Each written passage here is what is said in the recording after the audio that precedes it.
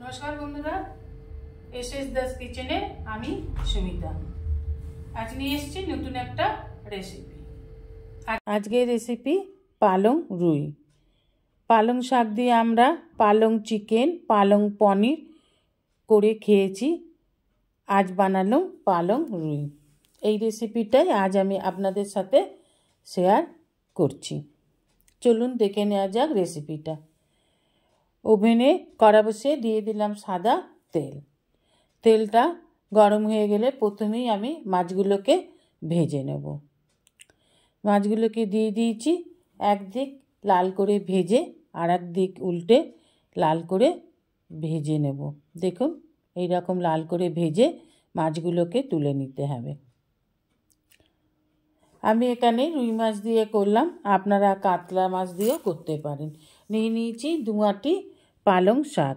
পালং শাকের এই গোড়ার দিকের অংশগুলো ফেলে দিয়ে দেখুন শুধু পাতাগুলোই নিয়ে নিয়েছি। এবার ওভেনে কড়া বসিয়ে দিয়ে দেবো পরিমাণ মতন জল, দিয়ে দেবো খাবার সোডা 1/2 টিস্পুনের মতন। খাবার সোডা দিলে পাতার সবুজ রঙটা একটুও নষ্ট হবে না। দিয়ে দিলাম পরিমাণ মতন লবণ। এবার পাতাগুলোকে ধুয়ে রেখেছিলাম দিয়ে দিলাম গরম জলের মধ্যে। পাতাগুলোকে সিদ্ধ করব না, এই গরম জলটার মধ্যে একটু উল্টে পাল্টে জাস্ট ভাপিয়ে নেব। দেখুন দিয়ে দিয়েছি। এবার পাতাগুলোকে একটু উল্টে একটু ভাপিয়ে নেব। দেখুন পাতাগুলো কিন্তু গরম জলে দেওয়ার সাথে সাথেই নরম হয়ে গেছে। এর থেকে বেশি আর ভাপানোর দরকার নেই। এর থেকে বেশি ভাপাতে গেলে বা সিদ্ধ করলে পাতাগুলো কালো হয়ে যাবে, রেসিপিটা দেখতে ভালো হবে না। এবার তুলে নেব। দেখুন পাতাগুলো কিন্তু যেমন সবুজ ছিল তেমনই আছে, একটুও কিন্তু কালো হয়নি। এবার ফ্রিজ থেকে বরফ অথবা ফ্রিজের ঠান্ডা জল দিয়ে ওপর দিয়ে ভালো করে ঠান্ডা করে নিতে হবে। যদি এটাকে এই অবস্থায় রেখে দিতাম তাহলে কী হতো, গরমে আরেকটু সিদ্ধ হয়ে যেত। আর ঠান্ডা জল বা বরফ দেওয়ার জন্য যতটা সিদ্ধ করেছি ঠিক ততটাই থাকবে। দেখুন সবুজ রঙটা একেবারে যেমন ছিল তেমনই আছে, একটুও কিন্তু নষ্ট হয়নি।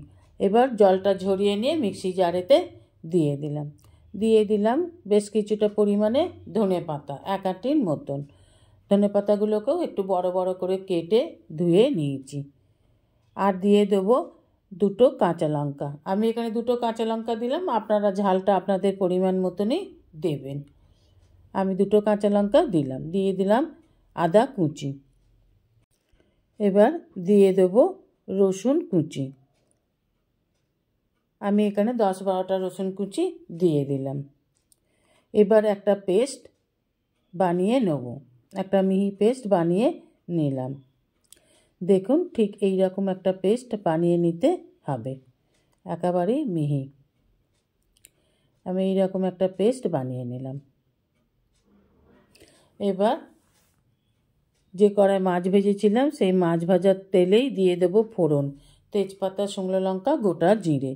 ফোড়নটাকে 1 সেকেন্ড ভেজে নিয়ে দিয়ে দেবো পেঁয়াজ কুচি। এবার পেঁয়াজ কুচিটাকেও খুব ভালোভাবে ভেজে নেব যতক্ষণ না পেঁয়াজের কাঁচা গন্ধটা চলে যাচ্ছে। পেঁয়াজগুলোকে বেশ লাল লাল করে ভেজে নেব। দিয়ে দেব পরিমাণ মতন লবণ। দেখুন পেঁয়াজটাকে একটু ভেজে নিয়ে দিয়ে দিলাম আদা রসুন বাটা। এখানে কাঁচা লঙ্কা দিইনি, আমরা কিন্তু পালং শাকের পেস্টের মধ্যে কাঁচা লঙ্কা দিয়ে নিয়েছি। আদা রসুন বাটাটা দিয়ে পেঁয়াজের সাথে খুব ভালোভাবে কষে নেব যতক্ষণ না রসুনের কাঁচা গন্ধটা চলে যাচ্ছে। এবার দিয়ে দেব পালং শাকের পেস্ট, যেটা আগে করেছি আপনাদের দেখিয়েছিলাম, সেই পেস্টটা এখানে দিয়ে দিলাম। এবার সমানেই ভেজে পালং শাকের বাটাটার মধ্যে যে জলটা ছিল, জলীয় অংশটা ছিল, সেটাকে খুব ভালোভাবে শুকিয়ে নিলাম। দিয়ে দিলাম জিরে গুঁড়ো, ধনে গুঁড়ো, হলুদ গুঁড়ো আর কাশ্মীরি লঙ্কার গুঁড়ো। দিয়ে খুব ভালোভাবে কষে নিয়ে দিয়ে দিলাম মশলা ধোয়া জল। এবার আরও ভালোভাবে কষে নেব। এই যে জলটা দিলাম, এই জলটা যতক্ষণ না শুকিয়ে যাচ্ছে। দেখুন জলটা শুকিয়ে এসেছে। এবার দিয়ে দিলাম পরিমাণ মতো জল। এই গ্রেভিটা আপনারা আপনাদের প্রয়োজন মতোই বানাবেন, সেই অনুযায়ী জল দেবেন। আমি দেখুন এবার গ্রেভিটা ফুটে উঠতে মাছগুলো দিয়ে দিলাম। মাছগুলো দিয়ে এবার হালকা হাতে একটু নেড়ে দিতে হবে যাতে মাছগুলো ভেঙে না যায়। দেখুন এইভাবে মাছগুলোকে দিয়ে দিলাম সাজিয়ে। এবার ফুটে উঠেছে, হালকা হাতে একটু নেড়ে দিন। হালকা হাতে নেড়ে 2-3 মিনিটের মতন ফুটিয়ে নিতে হবে।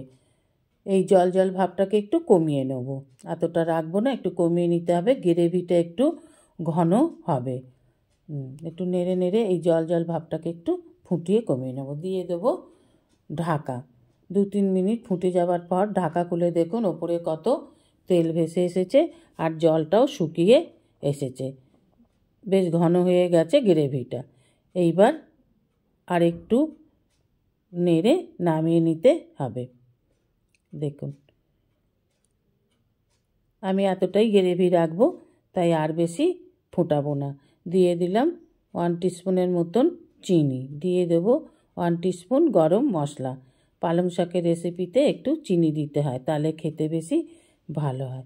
এবার সমস্ত উপকরণগুলোর সাথে খুব ভালোভাবে নেড়ে নেব। দেখুন কি সুন্দর হয়েছে, ঘন ঘন। ঠিক এই রকম গ্রেভি থাকবে, আমি নামিয়ে নেব, আর বেশি ফোটালাম না।